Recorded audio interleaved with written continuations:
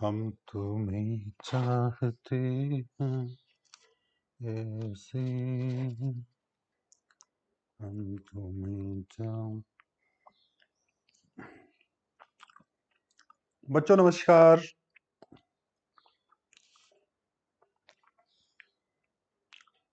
निर्धनता पढ़ ली और निर्धनता हमने दूर कर ली बेटा। और अब जो है हम हो गए हैं पैसे वाले, है ना। इसलिए खाते पीते घर से हैं और खाते खाते खाते पीते पढ़ाएंगे। चैप्टर नेक्स्ट जिसका नाम है ग्रामीण विकास। सुन रहे हो ना? Rural development. एक्सेंट आना चाहिए ना थोड़ा। साख, विपणन, कृषि विविधीकरण तथा जैविक खेती संबंधी समस्याएं तथा जैविक खेती संबंधी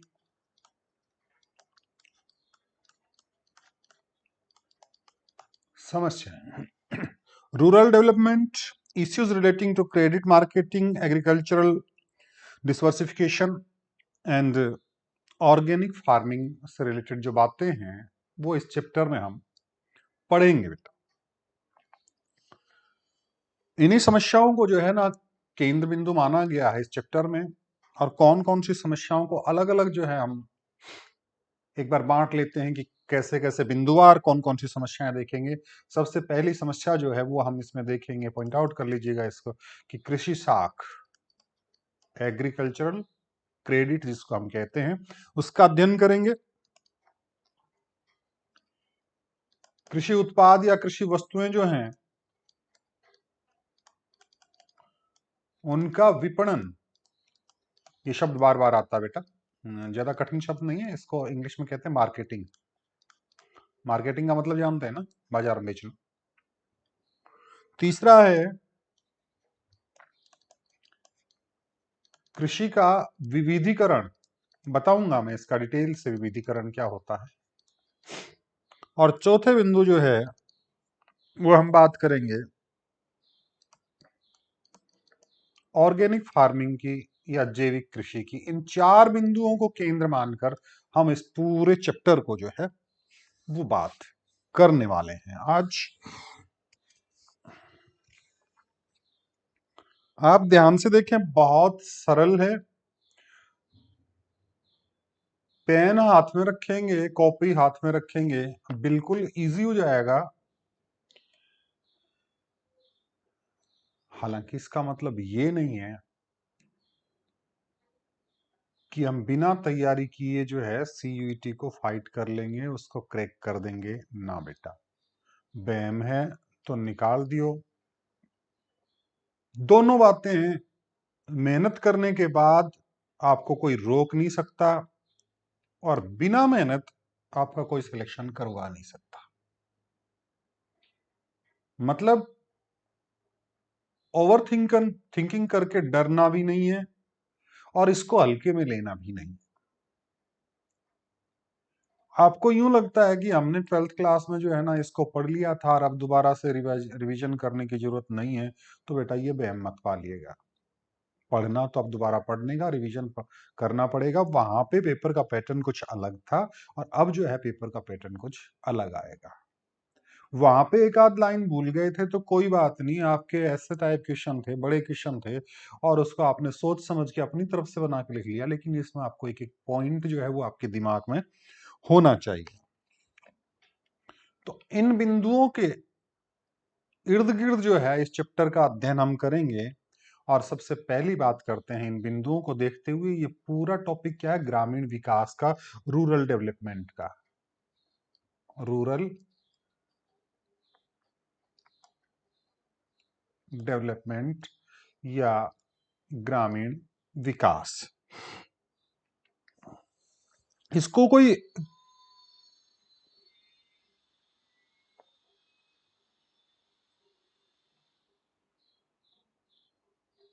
गिने चुने शब्दों में जो है इसको डिफाइन कर देना मूर्खता होगी बेटा।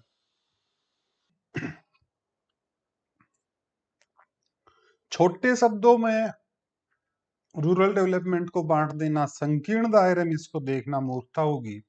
बहुत विस्तृत अवधारणा है ये। और विस्तृत अवधारणा की बात करें तो कितना वर्गीकरण इसका किया जा सकता है। सबसे पहले बात कर सकते हैं ह्यूमन रिसोर्सेज की, या मानवीय संसाधनों के तौर पर। मानवीय संसाधनों के विकास के तौर पर अगर बात करें हम ग्रामीण विकास की, मानवीय संसाधन का मतलब समझ रहे हैं ना, कि मानवीय संसाधन जिसमें जो है ना, जो लोग वहां पे रहने वाले हैं, उनमें सबसे पहली जरूरत उनके स्वास्थ्य पे ध्यान देना, उनके स्वास्थ्य का विकास करना, उनकी एजुकेशन पे ध्यान देना, निरक्षरता को दूर करना। और जब एजुकेटेड अगर वो व्यक्ति होता है तो साथ में स्किल्ड भी होना चाहिए। यानी केवल पढ़े लिखे से काम नहीं चलेगा, उसके पास काम करने का कौशल है कि नहीं है।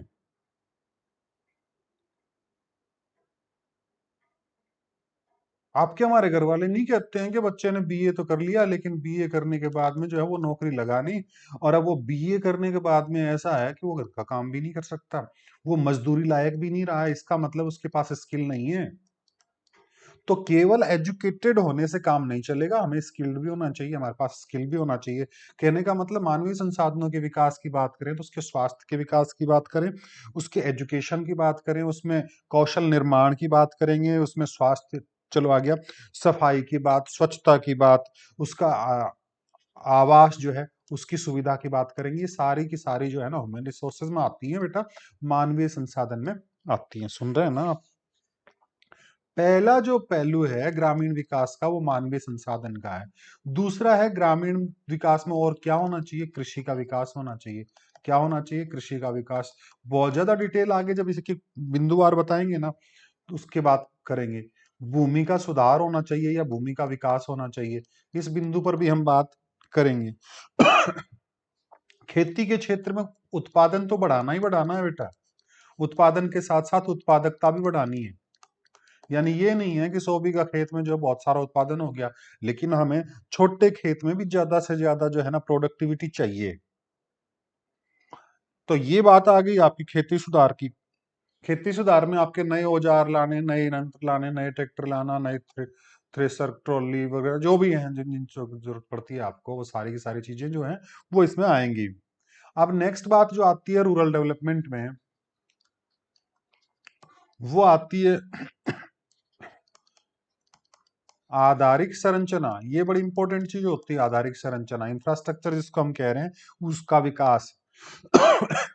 इंफ्रास्ट्रक्चर का मतलब ग्रामीण क्षेत्र में बिजली की समस्या, उसकी दूर करना, सिंचाई की समस्या को दूर करना, वहां पे ग्रामीण सड़कों का निर्माण करना, वहां पेयजल की बात करना,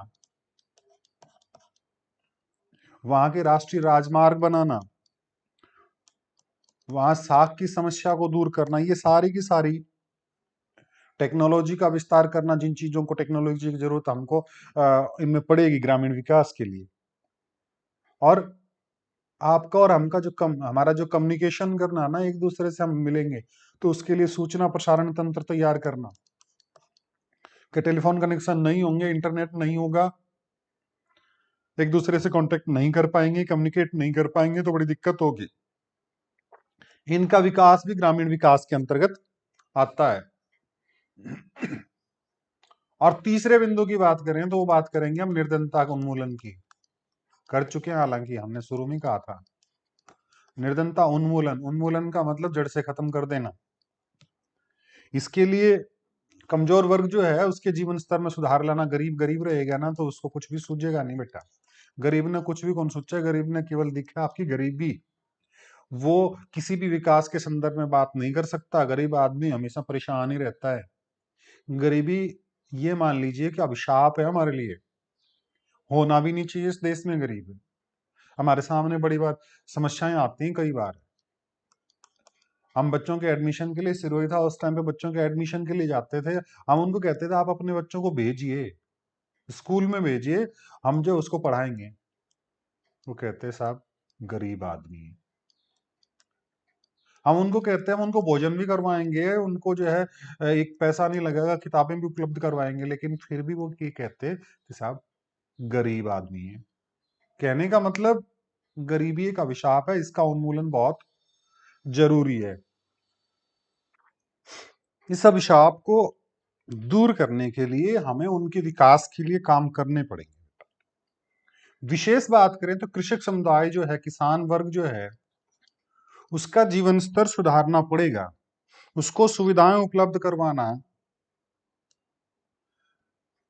उसके उत्पादन और उत्पादकता में वृद्धि करना। और मैं तो ये कहूं कि केवल कृषि कार्य नहीं, उनको गैर कृषि कार्यों में भी जो है विकसित करना पड़ेगा।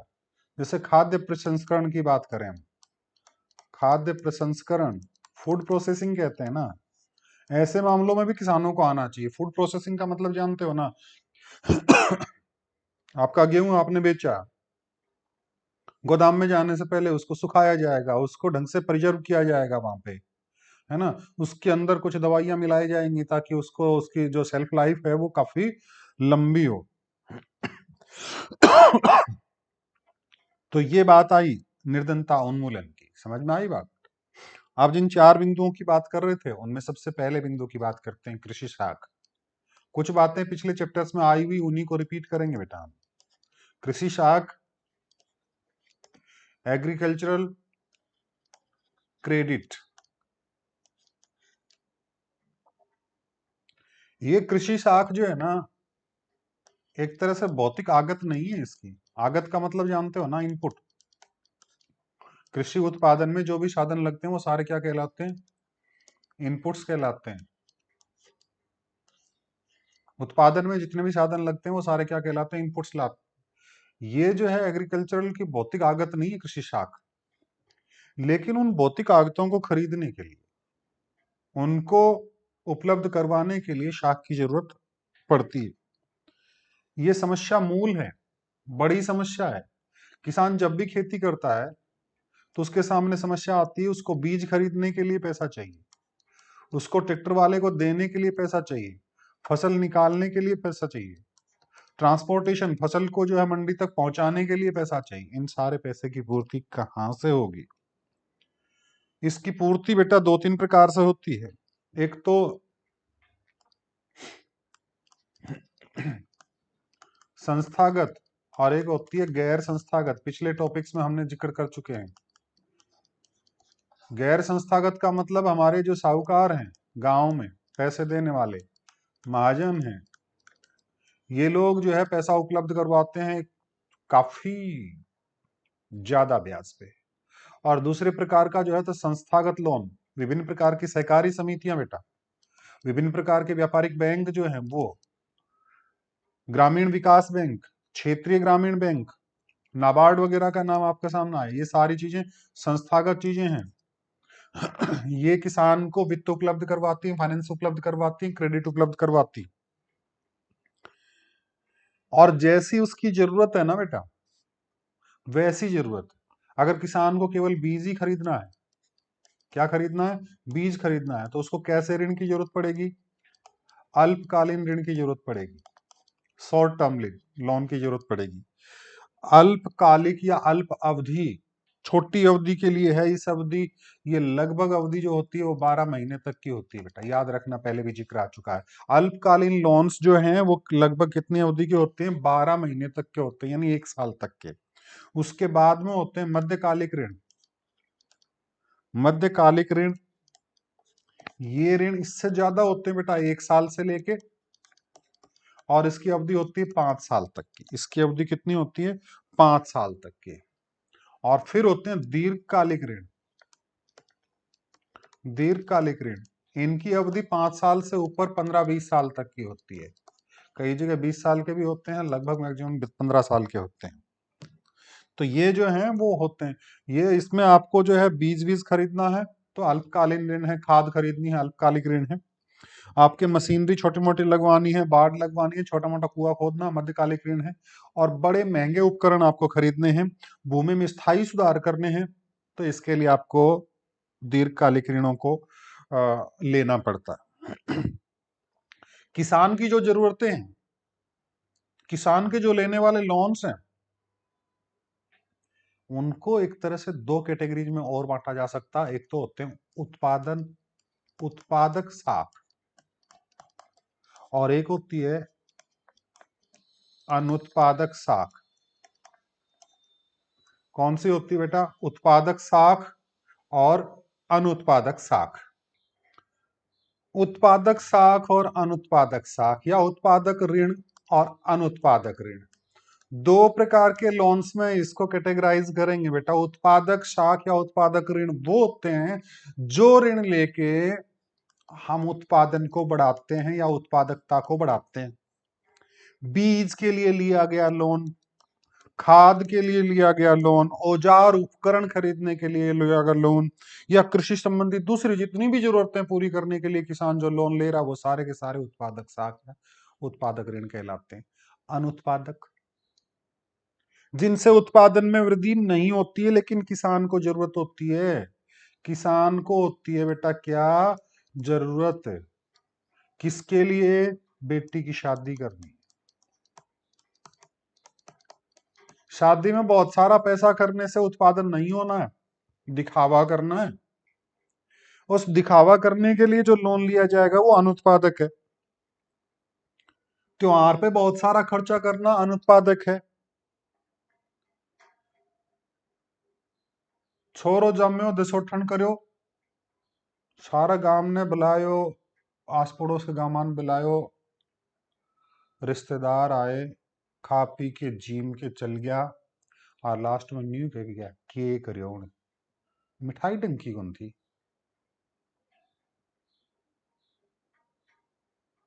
केर सांगरी तो बनाई ही क्यों नहीं? मटर पनीर में मटर अच्छा कौन था? टाइट था थोड़ा। पनीर खाटो हो रहे तो अरे दिखाए हो तो कि पनीर पनीर देखो आज कौन बैठा जाके नहीं कहेगा पनीर खाटो हो रहे। ये जो समस्या, सारे प्रकार के जो लोन है ना, ये अनुत्पादक ऋण है। ठीक है बेटा, याद कर लियो। और ये लोन कठे मिलेगा? सोर्सेज ऑफ एग्रीकल्चरल क्रेडिट की बात करेंगे। इसके सोर्स थोड़ा थोड़ा जिक्र कर चुके हैं। इनके स्रोत वही बात करें, गैर संस्थागत, डिटेल्स में नहीं जाऊंगा। गैर संस्थागत का मतलब हमारे गांव के महाजन के पास चले गए, गांव का पुराना मास्टर जी हुआ करता जो लोन दिया करता, बहुत सारे लंबे चौड़े बहुत मजबूत ब्याज पे। महाजन साहूकार मास्टर जी होया करता। अरे डट जा रहे हैं, मैं तो बीच में पॉज कर करके भी दाप गया। इन्हें मशीन की जो समस्या है ये परमानेंट समस्या हो गई, करें भी क्या।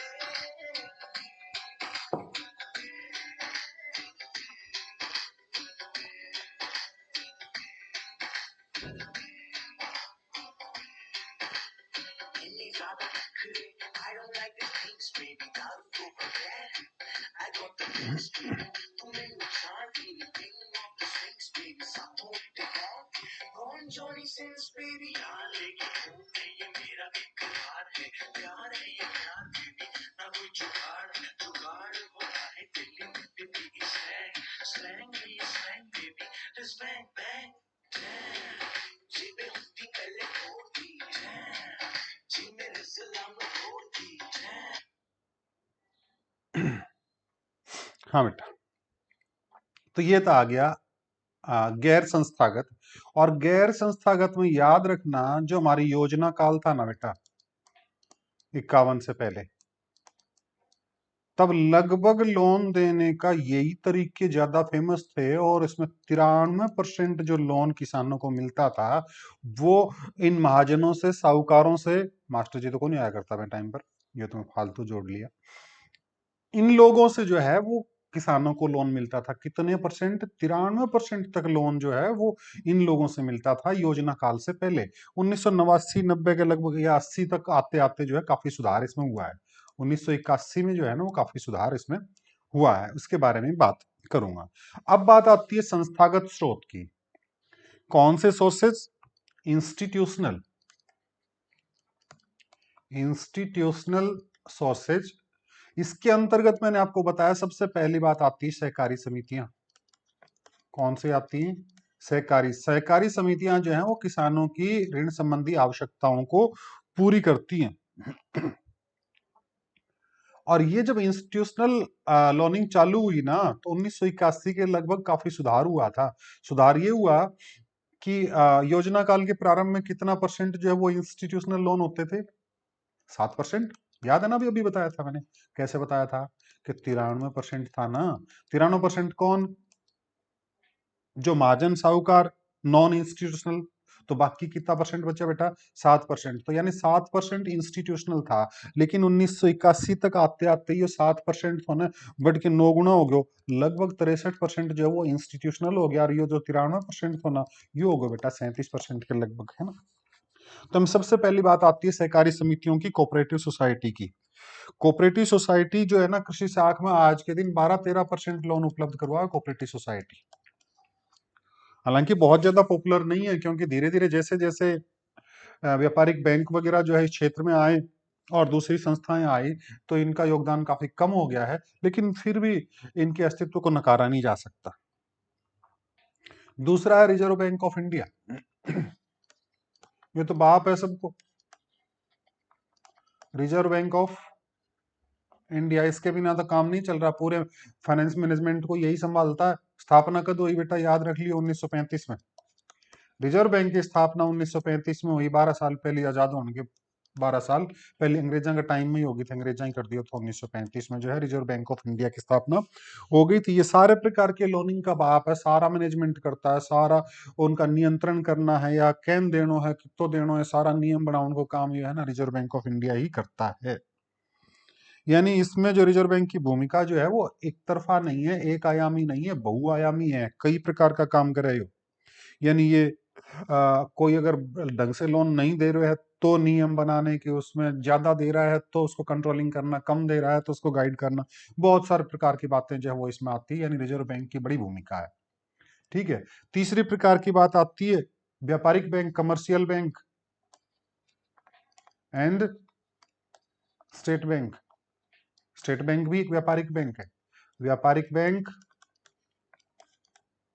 और state bank of India. State bank of India बड्डो व्यापारिक बैंक आया कर तो कोई time. State bank of India की स्थापना हुई आपका जो आरबीआई बना उसके 20 साल बाद में बेटा।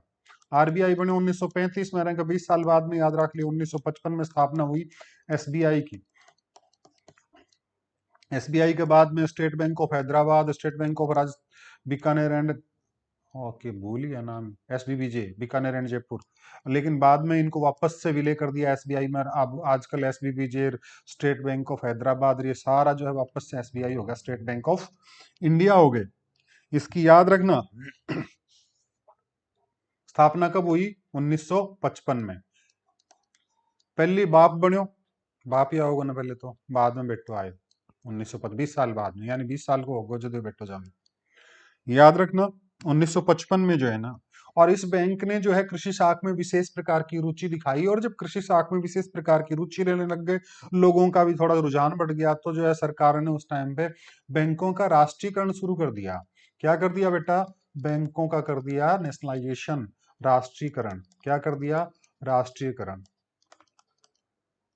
सेंट्रल बैंक हो गए सारे के सारे जो है ना, राष्ट्रीयकरण कर दिया। और राष्ट्रीयकरण की जो प्रक्रिया चालू की थी वो 1969 में की थी बेटा। याद रखना बैंकों का राष्ट्रीयकरण की जो प्रक्रिया प्रारंभ की गई थी वो 1969 में की गई थी। अब बात आती है कुछ क्षेत्रीय ग्रामीण बैंक हैं। क्षेत्रीय ग्रामीण बैंक, बड़ौदा राजस्थान ग्रामीण बैंक, क्षेत्रीय ग्रामीण बैंक, बड़ा सारा हुए नाम सुने होगा, बड़ौदा का भी है और कोई बैंक भी है क्षेत्रीय ग्रामीण बैंक। इनका जो है ना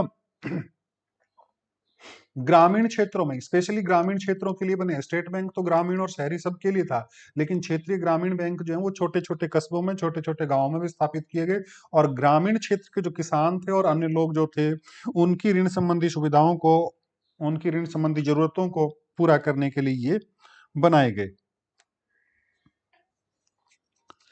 अब एक बैंक को नाम और आयो, और वो कौन सा आया बेटा? नाबार्ड का नाम सुना होगा आपने, बता चुका हूं पहले। नाबार्ड आया। नाबार्ड का पूरा नाम national bank,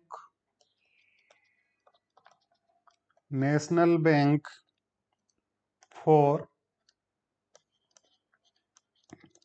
agricultural and rural development, national bank for agricultural and rural development, यानी खेती ग्रामीण विकास के लिए राष्ट्रीय बैंक। पूर्ण नाम कृषि और ग्रामीण विकास के लिए राष्ट्रीय बैंक, या कृषि या ग्रामीण विकास का राष्ट्रीय बैंक। 12 जुलाई 1982 को इसकी स्थापना हुई, पहले बता चुका हूं, वापस से देख लेना, और कोई कंफ्यूजन हो तो पूछ लेना, और ज्यादा ही कंफ्यूजन हो तो बता देना। 12 जुलाई 1982 की इसकी स्थापना हुई। याद रखना, कृषि साख के मामले में ये अपेक्ष संस्थान है। कृषि साख के मामले में अगर कृषि साख से संबंधित जितनी भी संस्थाएं हैं, उनके सबसे बड़ी संस्था की, शीर्ष टॉप संस्था की बात करें तो सबको ये सबसे बड़ा बैंक है नाबार्ड। वित्त शिखर एजेंसी अपेक्स रिफाइनेंसिंग एजेंसी का काम करता है।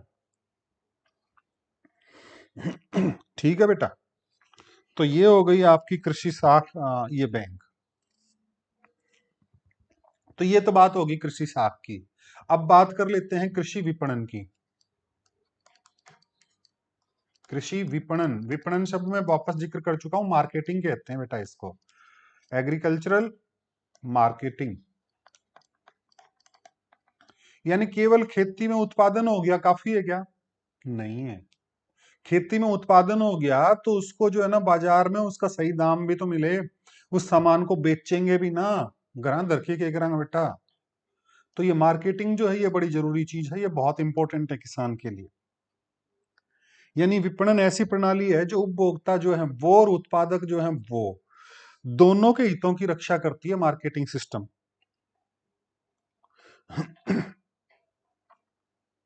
और मार्केटिंग का सिस्टम जो है उसमें क्या क्या होना चाहिए, किस प्रकार से जो है सारी चीजें आ गई। संग्रहण की सुविधा है, सबसे पहली बात आती है। नाज काटता है किसान, रखा है वो कट है, क्या उसके पास स्टोरेज की समस्या है, या स्टोरेज की सुविधा उपलब्ध है? अगर नहीं है तो उसको उपलब्ध करवाओ भाई। वो नाज बार ने लाटा में पड़े रहो, रात में आ जाओ, बीत जाओ। और स्टोरेज की अगर उसके पास है तो उसके बाद में मंडी तक पहुंचाने के लिए क्या उसके पास ट्रांसपोर्टेशन की सुविधा उपलब्ध है? वो ट्रैक्टर में पहुंचाओगे, पिकअप में जाओगे, टाटा 407 में जाओगे, बड़े बड़े ट्रक में जाओगे? ध्यान रखो, इसकी भी जरूरत पड़ेगी। दूसरी बात, कोई बिचौलियो नहीं हुआ कमीशन खोर आदमी के बीच में, तेरे लो नाज में ले लूंगा, मैं आगे जाके मंडी में बेच दूंगा, 5 रुपया मैं रख लूंगा और बाकी तुम दे दो। इस समस्या को भी दूर करने की बात थी। और अच्छी मंडी हो जहां उचित दाम जो है वो किसान को मिले। और इसके लिए सरकार ने जो बहुत सारे कदम उठाए, वो एक तो पहले जो है ना अस्थायी मंडियां हुआ करती थी, बाद में सरकार ने नियमित मंडियों की स्थापना कर दी। रेगुलर जो मार्केट थे ना उनकी स्थापना कर दी, नियमित मंडियां, रेगुलेटेड मार्केट्स की स्थापना कर दी, ताकि किसान को कहीं और जाने की जरूरत नहीं हो, उसको पहले से पता है मुकुंदगढ़ में मंडी है, नवलगढ़ में मंडी है, झुंझुनू है, झुंझुनू भी है एक मंडी, और जहां कहीं भी है वहां मंडी, वो सीधा वहां पे अपना अनाज बेचने जा सकता है। उसके दलालों के शोषण से बचता है, बीच में दलाल ब्रोकर वगैरह जो बिचौलिया हुए ना, उनके शोषण से वो किसान जो है वो बच जाएगा। मार्केटिंग के लिए गोदामों की व्यवस्था की गई है, अनाज रखने के लिए गोदाम, गोडाउन बनाए गए हैं। और ये गोदाम में अनाज रखने का काम जो करता है वो कौन करता है? वो करता है food corporation of India, corporation of India, जिसको कहते हैं भारतीय खाद्य निगम, अनाजों को गोदाम में रखवाने का काम जो है भारतीय खाद्य निगम करता है, और इनको किराए पर देने का काम जो करता है वो केंद्रीय एवं राज्य भंडार निगम करता है। किराए पर देने का काम कौन करता है? केंद्रीय एवं राज्य भंडार निगम, ये अलग है। ये किराए पर देने का काम करता है केंद्रीय और राज्य भंडार निगम। Central and state warehousing, ये किराए पर देने का काम करता है।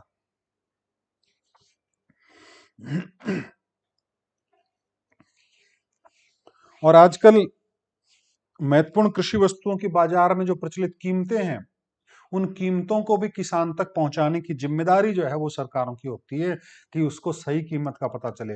रोजाना जो है ना, आप जब अनाज निकलेगा ना, तो आपके मम्मी पापा या आपका जो जो भी एग्रीकल्चर का काम देखते हैं, आपके पापा, आपके बड़े पापा, आपके ताऊ जी, काकू, चाचो, जो भी है, पूछेंगे बेटा बताइए आज अखबार में देख के कि गेहूं को के भाव है, सरसों को के भाव है?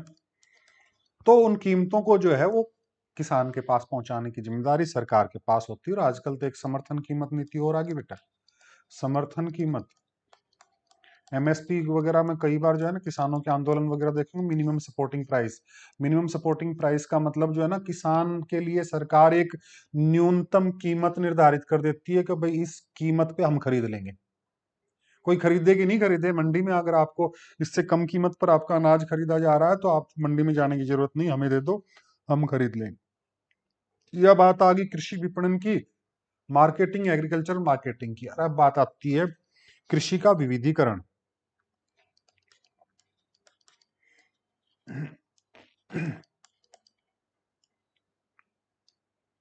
कृषि का डाइवर्सिफिकेशन जिसको कहते हैं बेटा।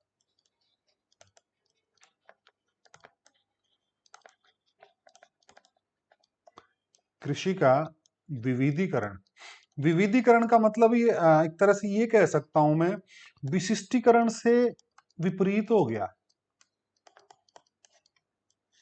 हम लोग जो है ना कृषि के मामले में विशिष्टीकरण ज्यादा करते हैं, कि सर्दी के टाइम में, रबी के टाइम में सरसों बोएंगे और गेहूं बोएंगे, कहानी खत्म।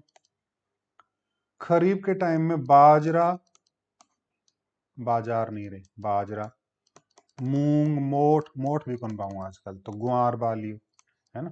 ये ये विशिष्टीकरण है, कि एक जगह पर एक ही फसल को लगातार बोते रहना। इस साल सरसों बोया, नेक्स्ट ईयर भी सरसों बोया, उससे बाद में सरसों, उसके बाद में सरसों, सरसों सरसों सरसों, है ना, परसों भी सरसों। लेकिन क्या कहा जाता है कि विविधीकरण करने से काफी फायदे हैं। अलग अलग प्रकार की फसलें जो है वो बोनी चाहिए। केवल खाद्य फसलें जो है वो नहीं, पैसे देने वाली फसलें भी बोनी चाहिए। सरसों से हटके जो है जोजोबा बोया जा सकता है, रतनजोत वगैरह बोई जा सकती है, और भी दूसरे काम किए जा सकते हैं। वहां पर खेती का अगर टुकड़ा आपका छोटा है तो खेती का ही हिस्सा है डेयरी फार्म, मुर्गी पालन, ये भी कृषि है। मछली पाल सकते हैं,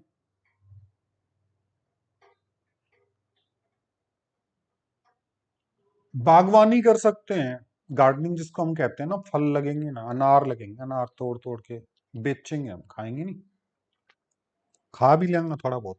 तो ये जो है ना, एक तरह से एक ही जमीन के टुकड़े पे अलग अलग टाइम पे अलग अलग प्रकार की फसलें बोना, वो क्या कहलाता है? विविधीकरण। और डिटेल की बात करें इसमें तो वो आगे बात कर लेंगे हम। एक होता है कृषि का व्यापारीकरण, कृषि का व्यापारीकरण। व्यापारीकरण का मतलब भारत के जो है बहुत सारे किसान जो है वो केवल इसलिए फसल बोते हैं कि उनके घरेलू जरूरतें पूरी हो जाए। लेकिन आजकल जो है वो टाइम ऐसा आ गया कि वो खेती जो है केवल अपने घरेलू जरूरतों को, अपने निर्वाह के लिए, अपना घर को काम चाल जाए के लिए कौन करे है? वो करे कि घर का मेरा काम भी चल जाए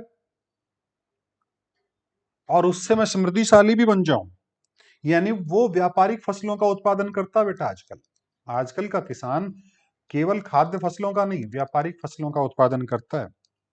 वो तंबाकू बोता है, वो नील की खेती करता है, वो जूट की खेती करता है, वो कपास की खेती करता है, वो गन्ने की खेती करता है।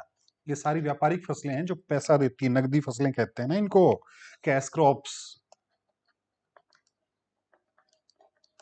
ये एक तरह से ये कहना कि खाद्य फसलों से और इन फसलों पे आ जाना कृषि का व्यापारीकरण है।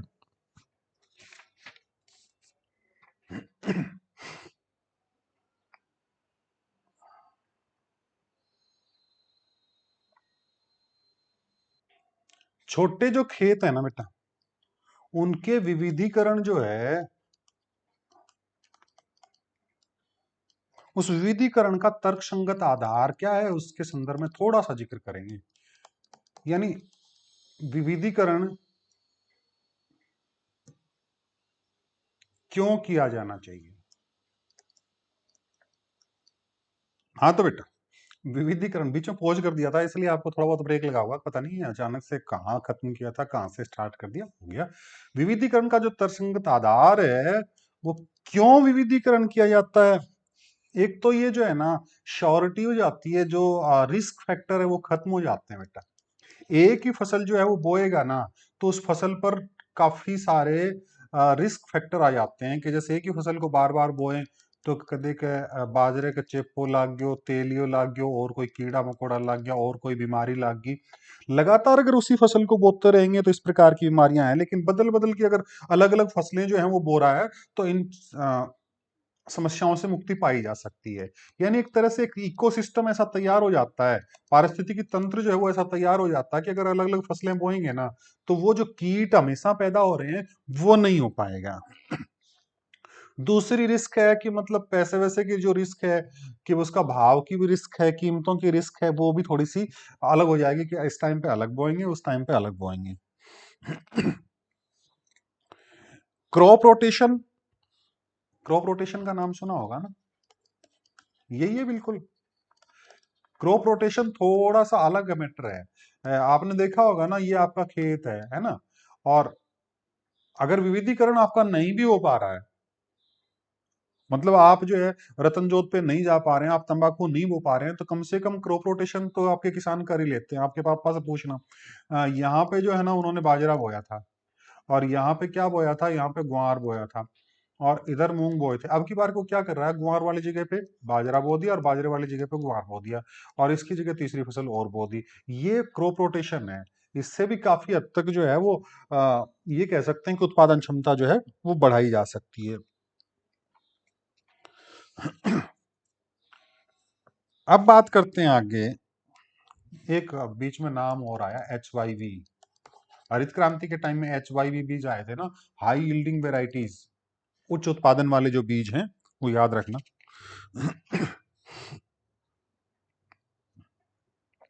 अब इनमें कौन कौन सी उभरते प्रश्न और समस्याएं जो हैं वो इसमें आ रही हैं।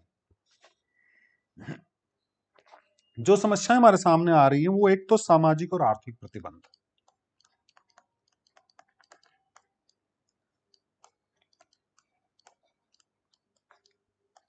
सामाजिक और आर्थिक प्रतिबंध,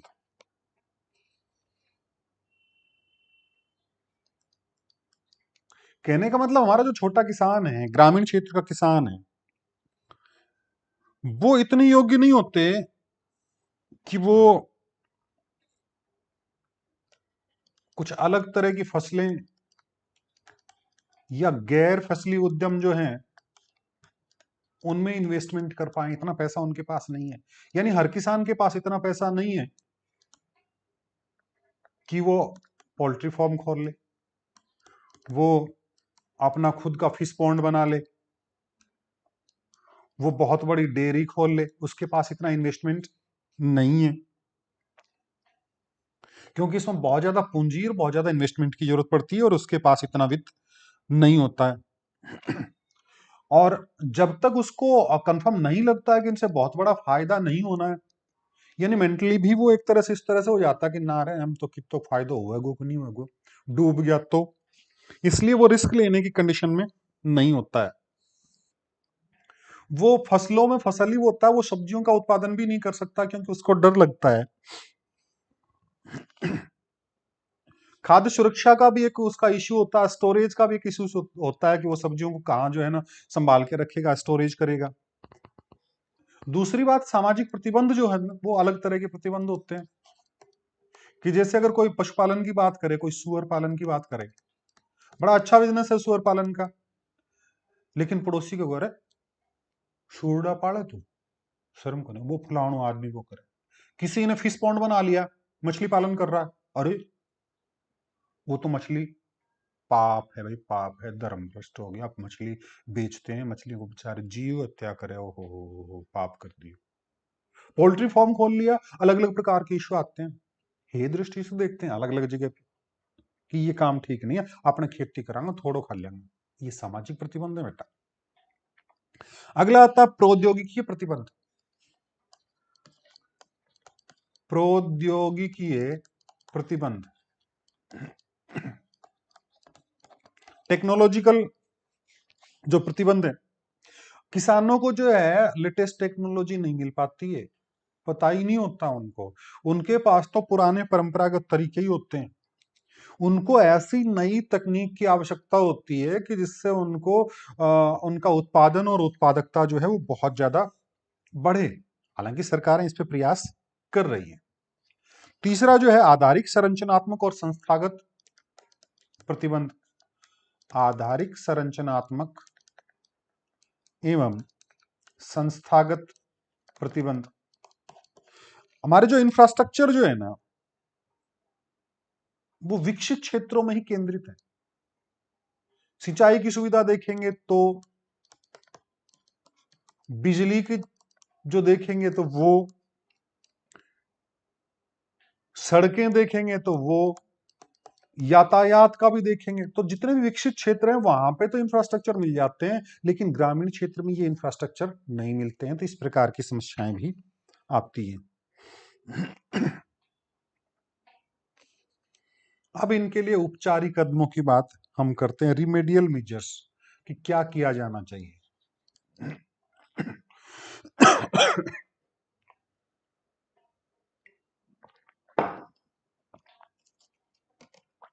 क्या किया जाना चाहिए? मशीन चला लेनी चाहिए, चला ले मशीन।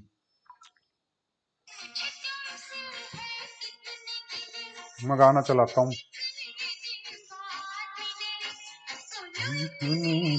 क्या किया,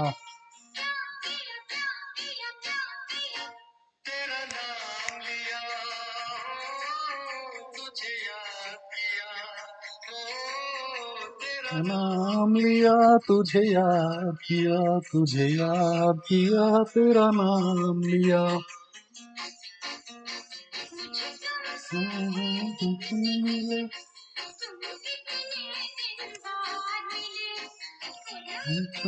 दिन किया,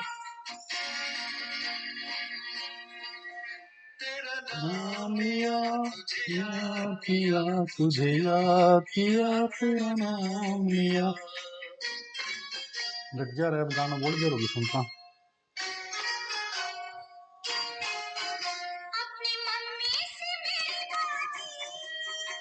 नहीं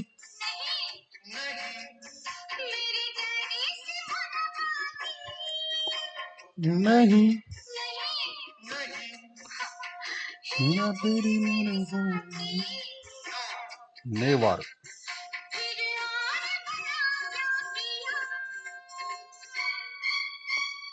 नाम लिया,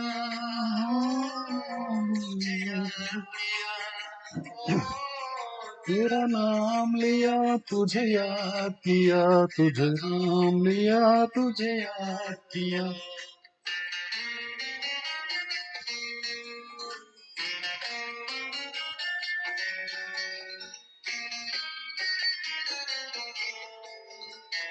हाँ तो बेटा वो तो मशीन चलती रहेगी, है ना। उपचारिक कदमों की बात करें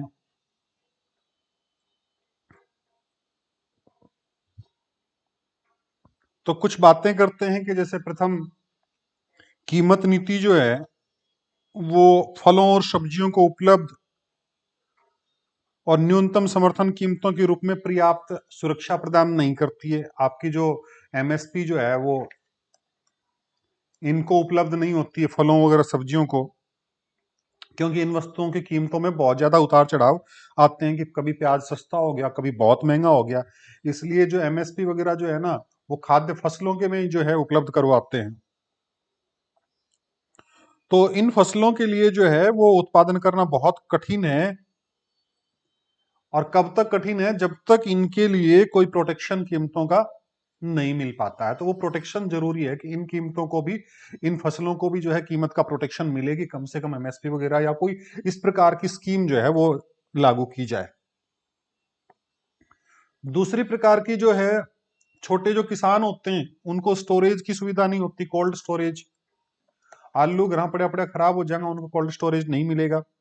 ना ही मार्केटिंग की सुविधा उनको मिल पाती है, यातायात की सुविधा नहीं मिल पाती है। तो इन सुविधाओं पे भी काम, फूड प्रोसेसिंग वगैरह जो है उसकी सुविधा इनको न मिल पाती है। तो इन चीजों को देखना। तीसरी बात है, बड़े किसानों को और गैर कृषि क्रियाओं की अनुमति मिल जाती है, लेकिन छोटे किसानों के लिए बहुत मुश्किल काम होता है, क्योंकि इसकी लाइसेंस लेना, इसके पट्टे लेना, या और भी जो इसका प्रणाली सिस्टम होता है, उस सिस्टम को फॉलो करना जो है छोटे किसानों के लिए बहुत मुश्किल काम होता है। इस संदर्भ में सरकारें जो है वो क्या कर रही हैं, सरकार की कौन कौन सी नीतियां हैं, उन नीतियों की बात हम करें।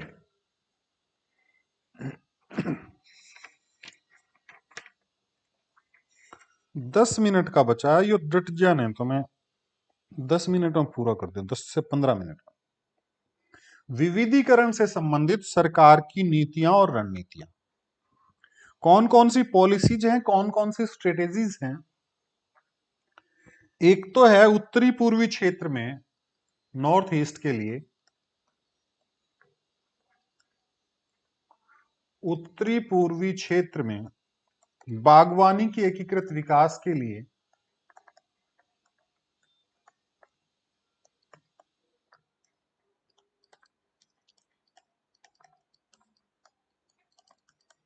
बागवानी के एकीकृत विकास के लिए तकनीकी मिशन का आरंभ किया।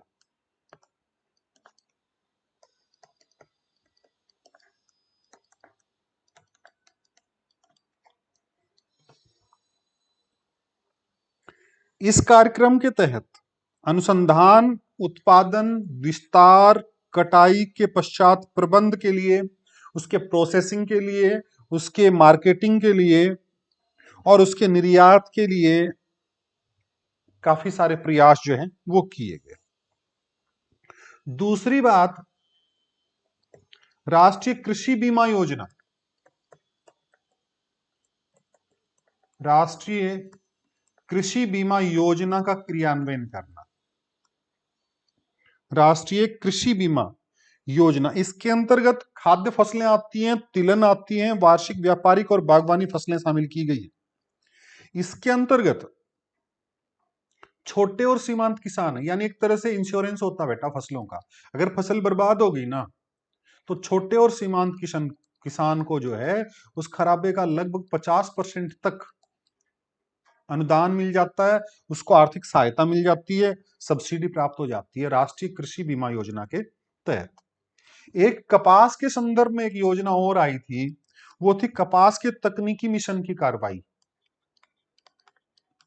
कपास के तकनीकी मिशन की कार्रवाई, इसके अंतर्गत कपास से संबंधित उत्पादन सहायता, उसमें तकनीकी का विस्तार की बात आई, बाजार की संरचना की बात आई, कपास की ओटाई करना, उसको पेरना यानी उसके अंदर से बिनौला निकालना, रुई अलग करना, इस प्रकार के जो सारे सिस्टम थे वो सरकार के विशेष प्रयास जो है उस योजना के तहत आए। एक होता है पूंजी संबंधी आर्थिक सहायता प्रदान करना। ये भी सरकार की योजना रही कि विभिन्न प्रकार की फसलें जो हैं, उन फसलों के निकालने के बाद में जो है ना, उनके स्टोर्स का निर्माण करना, कोल्ड स्टोरेज बनाना, उनकी प्रोसेसिंग का काम करना, उनके आधुनिकीकरण का काम करना, उनका डेवलपमेंट करना। और इसके अंतर्गत ये पूंजी संबंधी आर्थिक सहायता है ना, इसमें 25% तक का आर्थिक सहायता जो है वो सरकार उपलब्ध करवाती है। एक कोष और बनाया गया था, एक फंड और बनाया गया था जिसको वाटरशेड कहा गया। क्या कहा गया बेटा? वाटरशेड कहा गया, यानी एक तरह से जल संरक्षण की नीति। यानी कहीं पे डैम बना दिया, बांध बना दिया, ताकि वहां पे वाटर लेवल ऊपर रहे और फसलों का जो है वो अच्छा काम हो। इसके लिए विकास हेतु वाटरशेड विकास फंड, वाटरशेड विकास फंड का निर्माण जो है वो किया गया। बागवानी संबंधी विकास हेतु आधारिक संरचना की मदद की कोशिश की गई। बीज बैंक योजना बनाई गई एक। क्या बनाएगी बेटा? बीज बैंक। ज्यादा इसमें साल है याद रखने की जरूरत नहीं है आपको। बीज बैंक योजना बनाई गई। बीज बैंक योजना का मतलब, मान लो सूखा आ गया, बाढ़ हो गया और ऐसी स्थिति आ गई, नेक्स्ट ईयर के लिए बीज नहीं बचा, तो इसलिए सरकार ने पहले ही योजना बताई कि 7-8% जो है बफर स्टॉक रखा जाएगा। क्या रखा जाएगा? Buffer stock. बफर स्टॉक की अवधारणा एक बार पहले बता चुका हूं ना। बफर स्टॉक वो स्टॉक होता है कि जिसको मतलब अचानक आई कोई परिस्थिति के लिए यूज किया जा सके। यानी वो स्टॉक जो है वो सामान्य तक रहेगा, लेकिन अचानक मान लो सब कुछ बर्बाद हो गया, तब वो स्टॉक जो है वो काम में आएगा। और एक सुधार और इसके अंतर्गत किया गया था, वो भी याद रखना बेटा, कोऑपरेटिव सेक्टर रिफॉर्म्स, यानी सहकारी क्षेत्र का सुधार।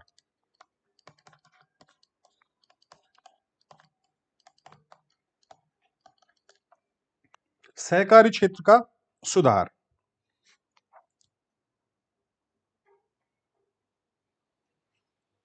National cooperative development corporative act 1952, दो सुधार इसमें हुए। इसमें आप लिखना national cooperative development, national cooperative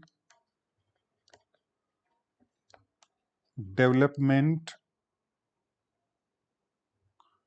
corporative act, corporative act 1952। और एक इसके अनुसार एक और संशोधन हुआ, दूसरा जो है वो आया, replacement of the multi state of the multi state cooperative societies act, cooperative societies act 1984। ये दो संशोधन इसके अंतर्गत किए गए थे, सहकारी क्षेत्र के सुधार के अंतर्गत। अब इंपॉर्टेंट बात आती है जैविक खेती की बात।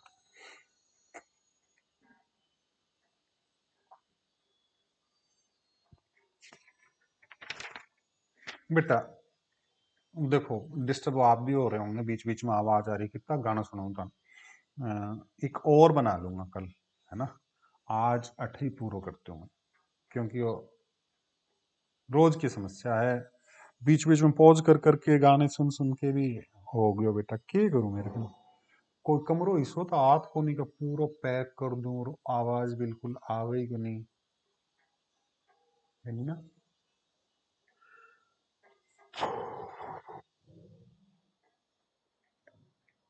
चलिए पूरा करता हूं इसको यहीं पे।